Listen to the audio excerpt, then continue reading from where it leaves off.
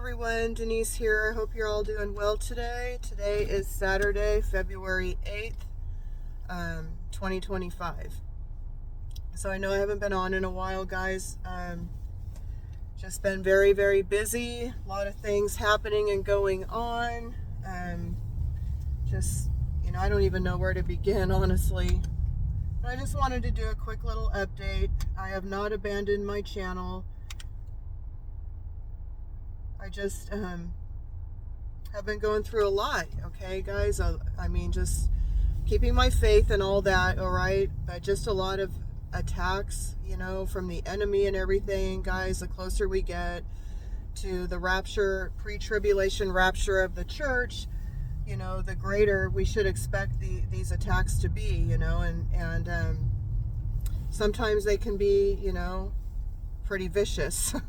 And they always seem to attack my finances, okay? Just fraud, went through a few bouts of that, having to change my card number and stuff at the bank, and just people, then I had to shut down my Facebook 2 or 3 times because I'm wondering, how are they getting these certain types of information? So now I got to kind of watch, what I put out there, guys, but I'm continuing to work hard and push forward, and God gives me the wisdom I need, and I get through these bouts, and I'm fine, and all that. So, I'm praying for all of you, because I know I'm not the only one going through it, but, I still have a peace and a joy, and I know God is with me through every storm, and I always, He delivers us from all of our troubles, and, we always make it to the other side. And so recently, I'd like to share this. Recently, my son and I took a trip, like a week ago. We left Fargo and we drove all the way to Coeur d'Alene, Idaho. Took a couple of days, but, and I checked the weather before we left, and all the roads were clear and all that. And the reason we left was because we were thinking of moving, right? Somewhere, more like the weather that has all the seasons, like where I grew up, because this is our 4th winter here in Fargo. Last winter was very mild, but the first 2 and then this one, they're kind of back to, the harsh conditions, right? But you get used to it. And they do take care of the roads here, which I do appreciate. We all do, but they don't do that, when you're driving. But then all of a sudden, like after my son and I had left, I left Fargo last week, a few hours later, there was a power outage in our area where we lived, and our apartments had the power outage also. And that has never happened the whole 4 years we've lived here, but there was just a storm coming in, but 2/3 of the way heading towards Idaho, okay, when we left, the roads were clear. It was beautiful. It was a nice drive. And then it's starting to get night, and then we're like 1/3 of Montana left to go before we hit Idaho, and you're going through the mountains and a lot of curves and stuff and cliffs and things like that, right? And ditches. No one around. We were like the only ones on the road for miles and miles, and then all of a sudden it just started getting to be whiteout conditions, and just snow just coming down, and it's getting dark, and all I had, we're praying and trusting God. If we perish, we perish. That was just pretty much it. It was a little scary, but my son and I have a strong faith, and so we're praying, and then all I had before me that I could see as it's getting dark were these tracks in the snow that weren't filling up with snow. And so I followed them around the mountains, and of course we're going slow, and then the brightness of the snow kind of helped me to see, because I couldn't see ahead of me very far at all. And but we had those tracks, and so we made it to at the end of Montana at a place called Lewistown, Montana, and we ended up getting a room there for the night, and then left the next morning, and it was daylight, and I was able to see better. We had the aftermath of the storms, but didn't break down or nothing, just kind of plowed right through it. And so the reason we drove there, okay, so I got to back up a little bit. So I was looking at the rents and things like that. They're just outrageous back home. I mean, it is so affordable to live here in Fargo. Our rent hasn't even raised the whole 4 years we've been here, okay? And I know that's kind of unheard of everywhere else because I know where I came from, and plus I've been checking all sorts of places.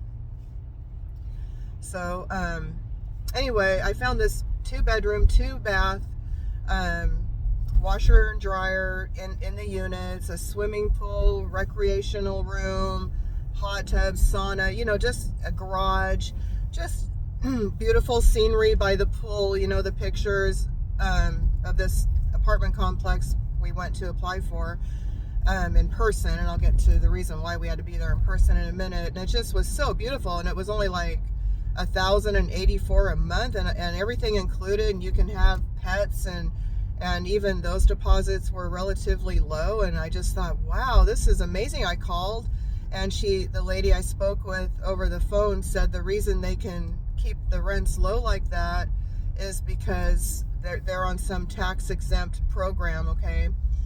That you have to make between everybody living there, you have to make at least $40,000 a year. And I thought, well, heck, Zach and I make that, and I certainly don't consider us rich. And that was all she said. And so I thought, well, and she said, but the thing is, you got to be here in person to apply. We do not, on this particular program, take applications online. So I thought about it. I thought, it would be less of a hassle just to drive down there and apply and get approved. And she had a second level and a floor level 2-bedroom apartments, both coming up in the middle of March. And I wanted the second level one because I like having a deck, and I like, being able to open my window at night and, stuff like that and feel safe. And this was late the Friday before we left, and she was getting ready to close, and they're closed on weekends. Their office there on site, at those apartments. So I figured it would still be available. And anyway, when we did get there Monday, she said that one had already been rented out, but they still had the floor one. But which, after driving all that, I said, we'll take that one, because as you can imagine, with rent that low, if you checked the rents all over the place over there, I mean, they get snagged up pretty quick. So anyway, that's what she told me. And so I called her back, said I got excused, Zach and I, from our jobs to go down there. And I said, we'll be there Monday morning at 9. I called her just before she closed the Friday before. And we left Saturday the next day. And so she knew we were on our way and all that. And she told us, to bring, check stubs from the last 2 weeks, and your ID, and a money order for the holding fee, and another money order for the application fee. So we got all that, and we're on our way, just kind of excited. And the whole point of this was for better, not just to have better weather and live in a beautiful place, because I do miss the mountains and the trees and the rivers, all the scenery, because it is pretty flat here in Fargo. And but anyway, it was also so Zach could be closer to his dad. It only would have been a 6-hour drive, from Coeur d'Alene to where his dad lives. And then I found out afterwards, after making these plans, that my sister, one of my sisters, was moving to Coville, Washington, which is only like an hour and 40 minutes from Coeur d'Alene. And I thought that would be nice too, just kind of missing family, family gatherings and stuff. It's just been years since, ever since my mother, went to heaven. You just don't really realize how much each of us, matter in this life, because when she went home to heaven, it's like all the family stuff stopped. It's like we all got separated and all that, just, one person, that was holding it all together. I mean, anyway, so I was getting excited about all that, and that was really the whole point, But but then we get there, and we walk in, and I said hi. We were there early, and so right when the drapes were opening in that office, Zach and I got out of the car. We're parked in the future resident parking, and we walked in, and I introduced us. I said, yes, I'm Denise. This is my son Zach. I spoke with you Friday from Fargo, and she just kind of looked surprised. It is quite a ways, but I did tell her I'd be there Monday morning at 9, and so God willing we were. And so anyway, we walk in and get going on everything, and I'm really glad I didn't fill out the money orders yet, because I wanted to make sure I filled them out when I was there, how she wanted me to fill those out. But so we get in there, and she's looking at Zach's check stubs first, and said, oh wow, you made 30,000 or whatever, and she said, yeah, the limit's 41,000, and I'm like, what? And she didn't tell me that on the phone. I didn't get angry, because what good is that gonna do? But now she's saying, you have to make a minimum of 40,000 and a maximum of 41,000, and I didn't think to ask that question. I mean, I never even heard of a program like this, and I mean, even explaining this, maybe somebody did think of it, but I'm sure most of you didn't even think of that part, right? Because I don't think of Zach and I as rich, okay, in this economy and everything. I mean, my goodness, we work at Target, my gosh. And so she left that part out. I don't know if it's because she forgot, or just figured, yeah, they won't be here or whatever, or maybe there's things in her life, and she just didn't think of that part to mention that. So that's just the rules. It wasn't going to work. There wasn't nothing I could say or do. And so we got up and gracefully left, and she gave me her card. I think she felt kind of bad. I mean, it's not like I'm going to be able to call her back, okay? And so, but then as we're walking out, then there's a couple of young, poor, wearing rags type of young men, like dirty clothes, and they're probably the ones that got the last apartment, for towards the end of March. So now we got to head back, and now we're finding out that there's a storm right in our path coming back, and it's all in dark blue from Montana all through North Dakota, right up there at the top, just dark blue, heavy storms and all that. And I knew after what we just went through, the last part of Montana coming in, we could not go back. We wouldn't survive, and Zach's pointing out all the graves, on the side of the road, and stuff like, that's a weird place for a grave. And I'm like, son, that's where people died. This was on our way there. And so there was a lot of those, and I'm just like, yeah, we absolutely cannot go back the same way. Now we're here.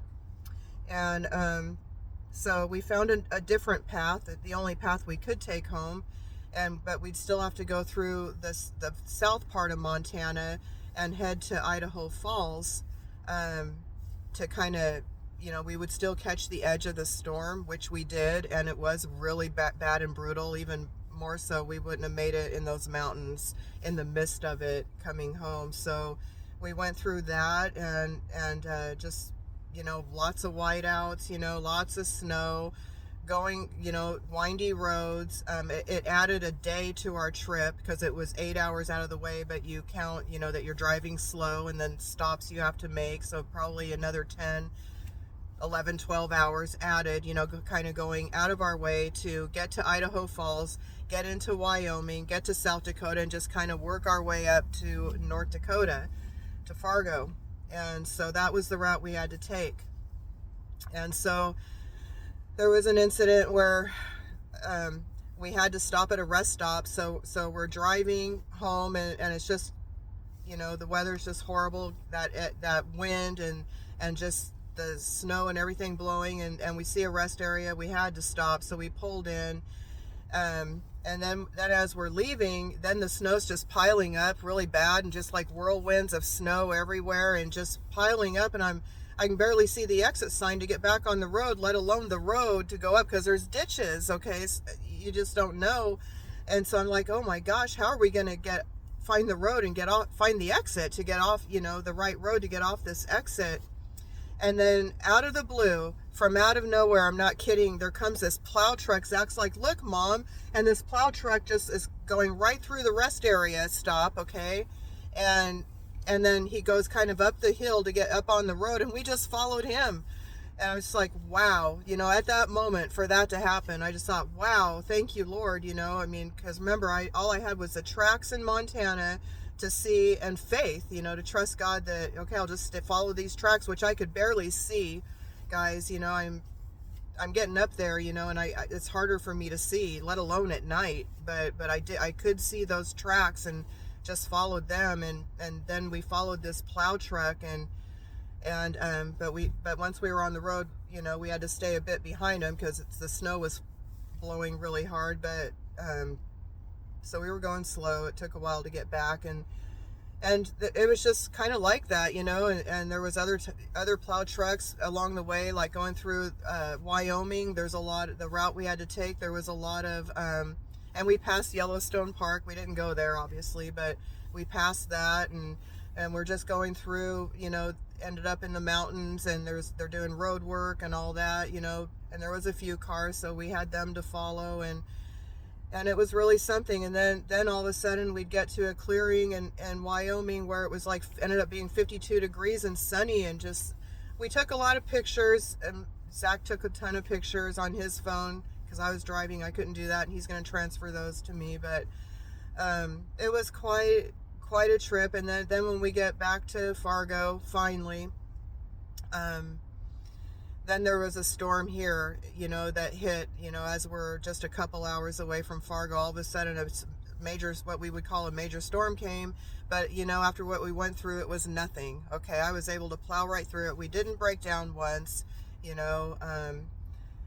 so I know some, like Zach's dad, thought it was stupid for us to do that, whatever, that I didn't, I checked the roads, they were clear, the storms came on all of a sudden, we survived it by the grace of God.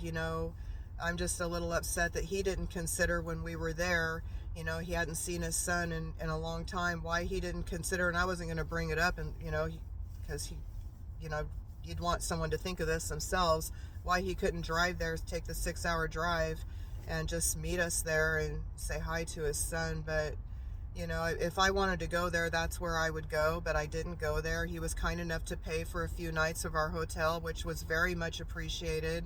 It cost me about $900 in gas, and all that, that stopping, getting the snacks on the way. So, I never obviously would have made that trip if I'd have known all that would have happened, and not even getting the place and the time missed from work and all that. And I don't really know the purpose of it, but I'm okay being in Fargo right now, okay? They paved the roads, the rent's good, and it, it's just like when we lived back home before, no one came and visited us anyway, just this whole world is just so turned upside down. It's like, a lot of division and stuff, in families, not just mine, so if you're feeling alone, you're really not. We are going to make it home one day really soon, and we're going to be with our loved ones that died in Christ, and we're going to be with our family in heaven, because God has children, and all of us are family that are born again. And so I just wanted to share that and just kind of update things, guys. Doing fine, staying in the Word every morning, at least reading a chapter, because this life is keeping me very busy, and probably all of you as well.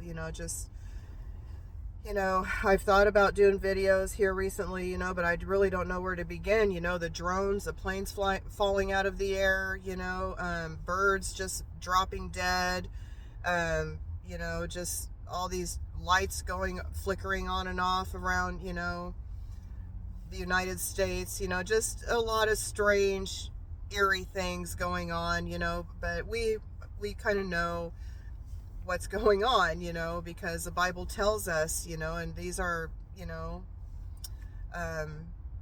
from the demonic realm, that are not aliens, guys. These are fallen angels and devils, okay, getting ready to manifest once we're taken out of here, because Satan will be cast down to the earth, and a third of his angels will be cast with him, and I think they're just preparing for that, and so that's why all these weird, eerie things are happening, okay? But we should expect that the closer we get, and just all the weird weather patterns and the earthquakes, that are just the birth pains, are just continue to accelerate, and just the volcanoes and just, I really don't know where to begin, and a lot of the people I listen to and watch on YouTube, I know most of you probably do as well, and they're doing a good job covering all this stuff. So, but I'll come on when I, from time to time, guys, when I feel led. But I just wanted to share kind of an update and let y'all know I'm still here, and I'm praying for all of you and your families, and we just need to hang in there. These are the perilous times that Paul told us about, that we would be in, not God's wrath. We're not appointed to that, but we're at the end, and we need to be looking up, because Jesus is coming, and he's coming really soon. So God bless everyone until next time.